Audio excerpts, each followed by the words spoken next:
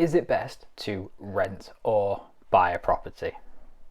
As a homeowner and a landlord, I'm going to look at the pros and cons of both and try to explain that there probably isn't a right or wrong answer to this, and it is very much down to personal preference and where you are in your life at the time.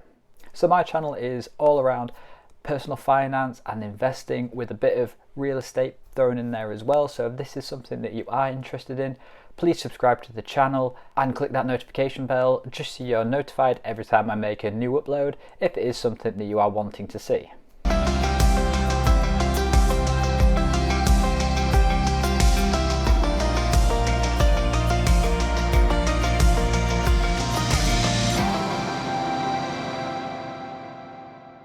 So hello and welcome, my name's Nick and welcome to a 3-part mini-series about whether or not it's better to rent or buy a property. Now I know I've seen, and you probably have seen, videos that will cover whether you want to rent or buy in one video, but for me I want to go into a bit more depth into a few of the points of owning or renting a property, just so you can get a better idea of what it is. And for each episode, if it's not something you're interested in, you can always skip to the next one, and at least that will hopefully cover what you're looking for. And on the upside, it gives me 3 uploads for 1. So these videos are going to be split up into episode 1 will be based around what you need or what you have to have in place in order to be able to buy or rent a property.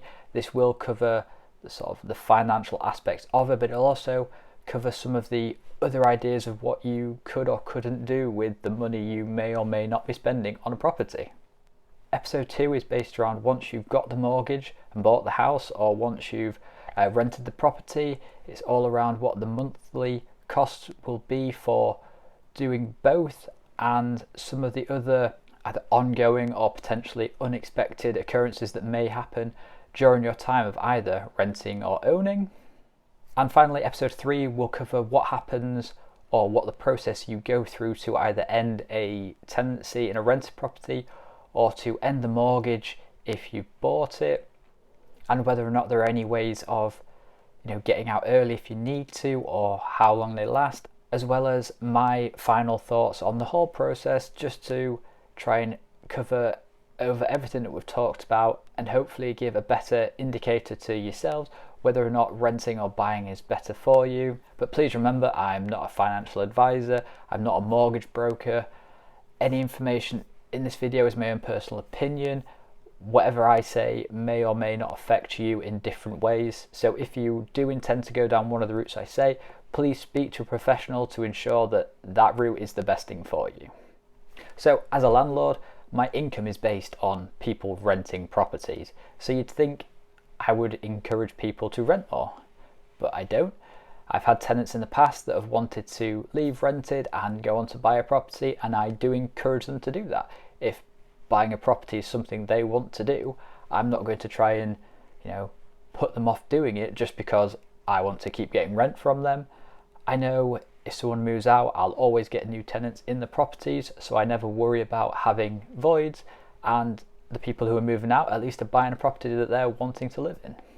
So as most people do nowadays, they tend to they live at home, and then when they go to uni or do something different, move abroad, they'll go from living in a family home to probably some form of rented accommodation, be it like student halls, sharing with friends, moving in by yourself if you want to.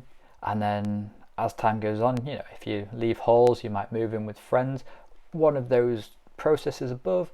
And then when life starts to settle down again, maybe you meet someone, you want to plant your roots, you want to buy somewhere, and you want that to be your forever home, or at least a more permanent home than what it is when you're renting.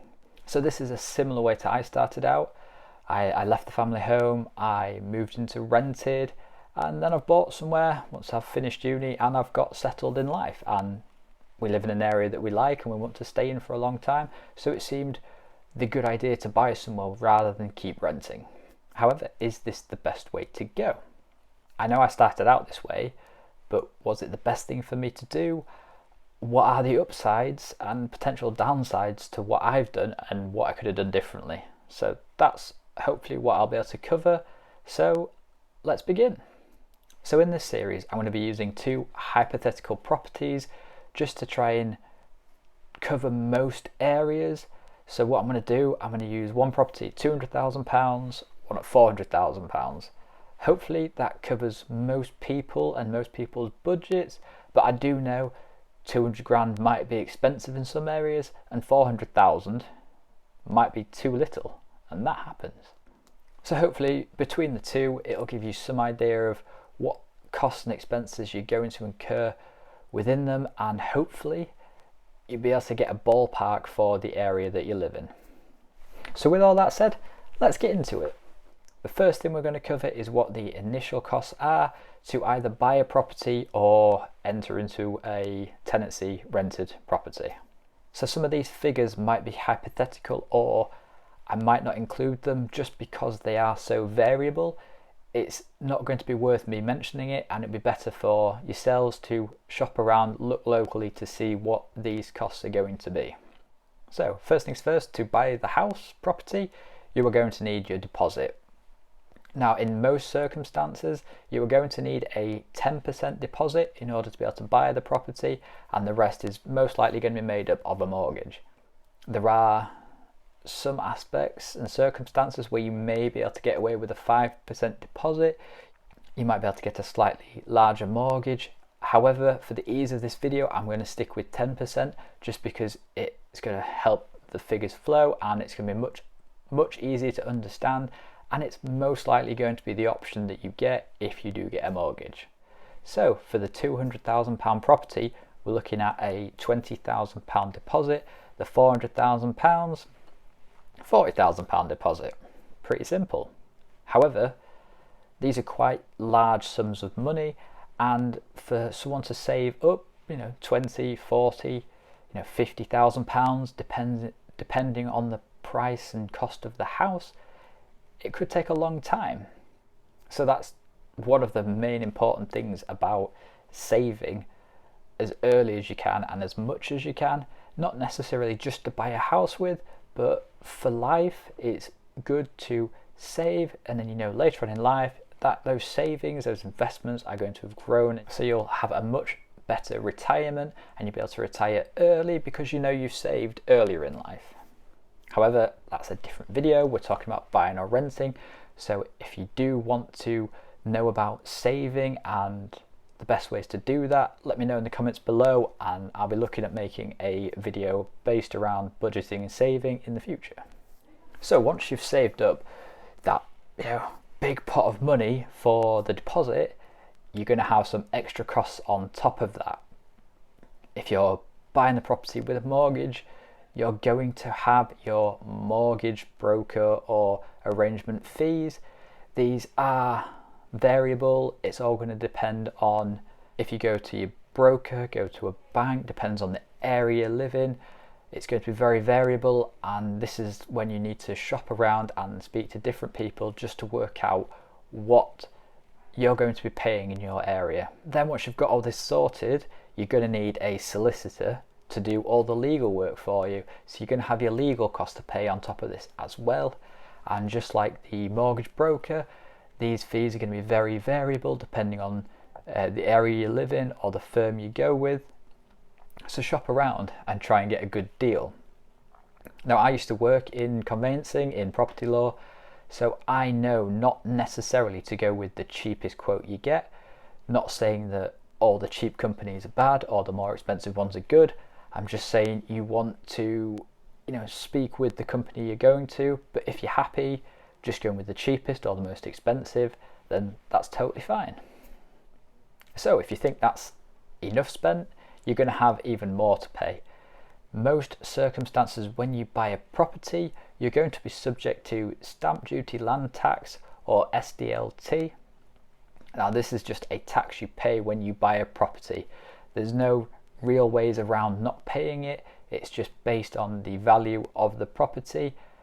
However, as things stand at the moment, there's been a big push to help people to buy properties, and there's been a big cut in the stamp duty until March 2021. However, for this video, I'm going to base it on what the figures were previously and what they will be going forward from April 2021, as again, these are the most likely scenarios that you'll be in if you decide to buy a property. So if you are a first-time buyer, you are still going to benefit from discounts in stamp duty. So if we look at the £200,000 house, if you are a first-time buyer, you will be paying zero stamp duty. You'll be paying nothing. However, if you're moving house and selling your main residence, you'll be looking at paying £1,500 in stamp duty. So looking at the £400,000 house, if you are a first-time buyer, you are going to be paying £5,000 in stamp duty. However, if you are moving and selling your main residence, you're going to be paying £10,000 in stamp duty. Now, if you're moving but not selling your main residence and you are not a first-time buyer, you're going to be subject to a second property tax, which is another 3% on top of the stamp duty you were already paying, and then that can get very expensive. It happened to me, as I already owned rental properties. When I bought my house, I had to pay additional stamp duty on it because I was moving from rented accommodation into this house. I wasn't selling my main residence in order to buy here, so I paid nearly double the stamp duty to what you would be paying just because I already own property. So bear that one in mind. So that's a lot of money you need just to be able to buy a house. This is to buy it. This isn't furnishing it or doing anything with it. This is just to own it. But if we look at the rental side of it and what you need to be able to enter into rented, it's a lot cheaper, it's much easier, and there's a lot less requirements for it. So when you go into a rented property, what you're going to need to pay is going to be your security deposit, which is a maximum of 5 weeks, plus usually 1 month's rent in advance. That's it. All letting agent fees were banned just over a year ago, so there's going to be almost nothing extra you'll have to pay other than your deposit and the first month's rent. There may be a couple of minor fees and charges you'll get, but that might depend on what you yourself want within the rental property. So basing on this 5-week security deposit and first month rent, I will go into detail into how we work out what the rental figures are in the next episode. But for now, we're just going to base it on the fact that the £200,000 house, you are likely to be paying in the region of £875 per month in rent. So what you'll need is £1,009.62 for your 5-week deposit, plus £875 for 1 month's rent. So your total outlay for renting this property will be £1,884.62. That's it. That's a massive difference compared to what it would be if you were buying this same property. And for the £400,000 house, you're going to be looking at paying somewhere in the region of £1,750 per month in rent.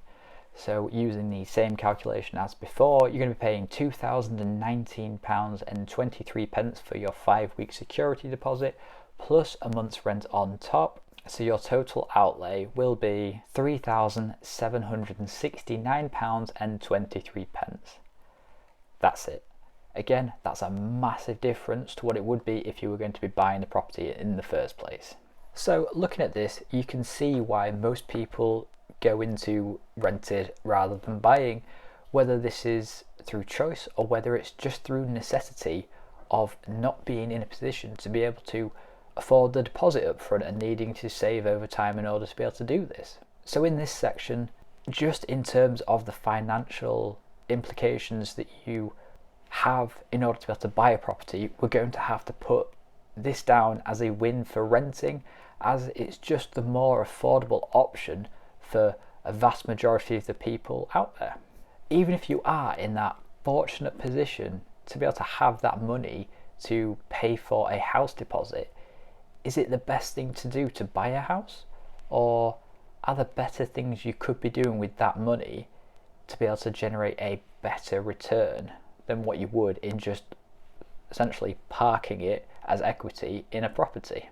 So, rather than buying, why not stay in rented and use that deposit money, or the deposit money and your stamp duty money? I mean, this is tens of thousands of pounds that you could be doing anything with, and maybe there's a better way.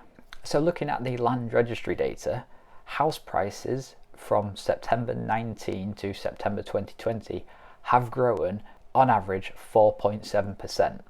Taking a look at this is money.co.uk, I believe their information has been taken from Nationwide, and they're saying over the last 10 years house prices have increased by 33%, or on average 3.3% per year, and that would be the target to aim for, to invest the money to make a better return.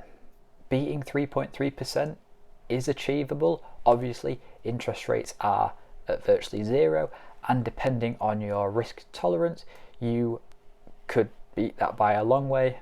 But again, if you are wanting to do something like that, please speak to a financial advisor or do your own research before you do anything, because there is quite a lot of risk involved if you are trying to beat this.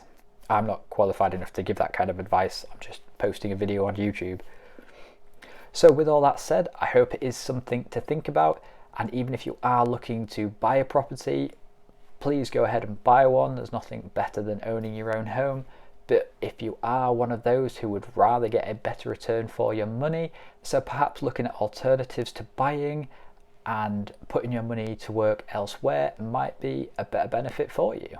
But overall, we'll put this down to a win for renting, and we'll just see how we go in the next two, and we'll see whether or not buying a property does become a more feasible option. So if you have enjoyed this video, please give it a thumbs up by clicking the like button. It lets me know that you've enjoyed what I've produced, and it also lets YouTube know that you've enjoyed it. Then that helps promote this video to other people who may want to see it, and it helps share this information with other people. So if you haven't already, please click that subscribe button and click the notification bell so you are notified when I upload episode 2 and 3, so you're not going to be missing out on any of this valuable information that I'm giving out. With all that said, I hope you have a great rest of your day, and I look forward to seeing you in the next episode.